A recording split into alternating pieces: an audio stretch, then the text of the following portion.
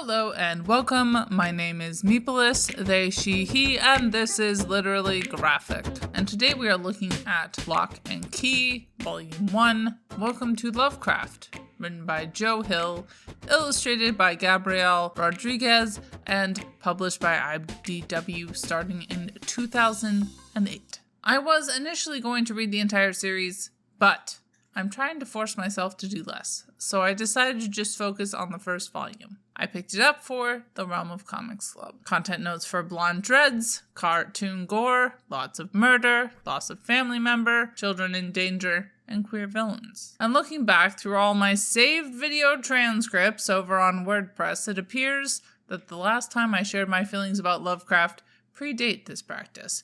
So here we are again. I'm not going to let the name go by without commenting on it, even if it's much less of a hot take these days. TLDR, a huge influence on swaths of modern horror, it's hard for me to feel anything but disgust for a man who thought the scariest thing in the world was anything not purely Anglo-Saxon, able-bodied, straight, and male, etc., etc. Very shallow and hateful, to say the least. But moving on to new-to-me creators, we have the incredibly popular Joe Hill, who, according to his Wikipedia, is described as, quote, Joseph Hillstrom King, better known by the pen name Joe Hill, is an American writer. His work includes the novel Heart-Shaped Box, Horns, NOS 4A2, and The Fireman, the short story collection 20th Century Ghosts, and Strange Weather. He has won awards, including Bram Stoker Awards, British Fantasy Awards, and an Eisner Award. King is the son of authors Tabitha and Stephen King,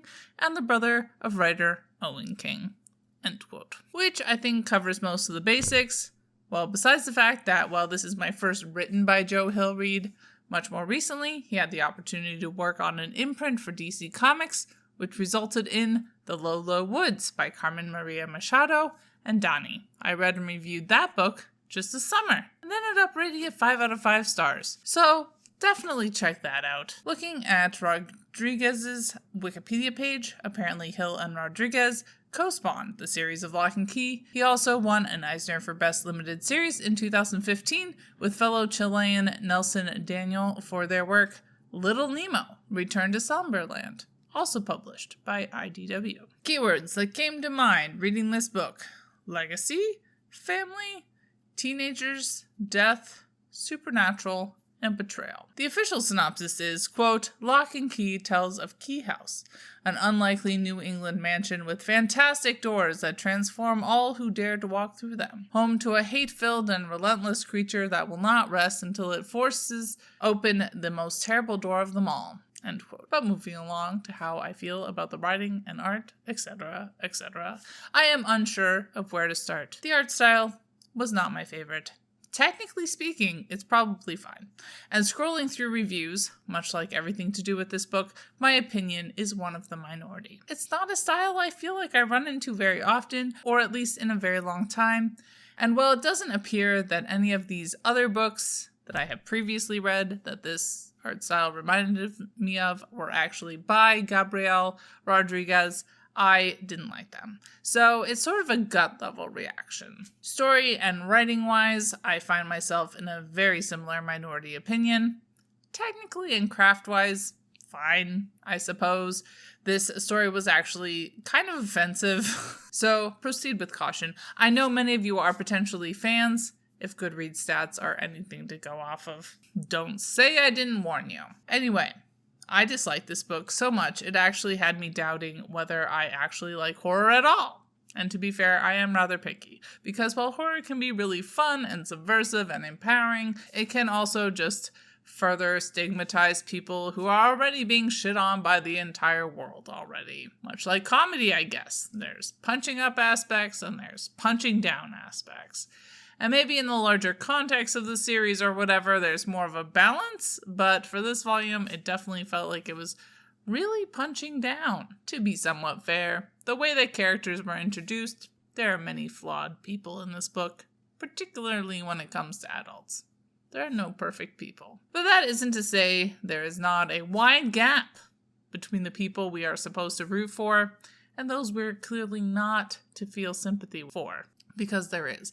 And a lot of it seems to start with the patriarchal concept of the nuclear family.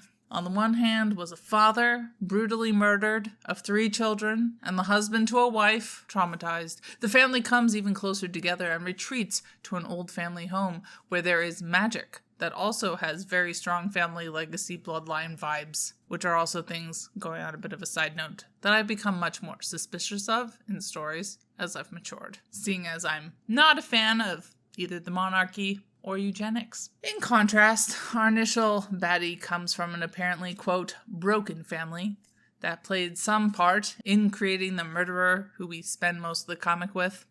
Violent. Both of Sam's parents are coded as poor, trashy, brutish, and stupid in their own way. Of course, we eventually meet the big bad of the volume. Perhaps of the series, I don't know. A magical creature of some sort, they use many of the characters to their own ends, yet unknown. Oh, and guess what? They shift their gender at the end. Isn't that just peachy? And queerness really is something that only the bad guys have in common, because everything is heteronormative except for that gender presentation shift and the survival sex work that Sam engages in to get himself across the country, only to murder the client in the end. Really putting the cherry on top, as it were, sarcastically speaking. Looking at ability versus disability, the quote, deformed character, who also probably has the most mental health stuff going on, is also the bad guy. How avant-garde! This volume was fairly devoid of any sort of racial diversity. So yeah, I did not like this at all. If people feel like this series eventually becomes a bit more self-aware, I guess let me know. Meanwhile, I'll be rewatching The Purge or something. I am still interested in where the whole DC Comics imprint went and where Hill might go from there, but this is a 1-star for now.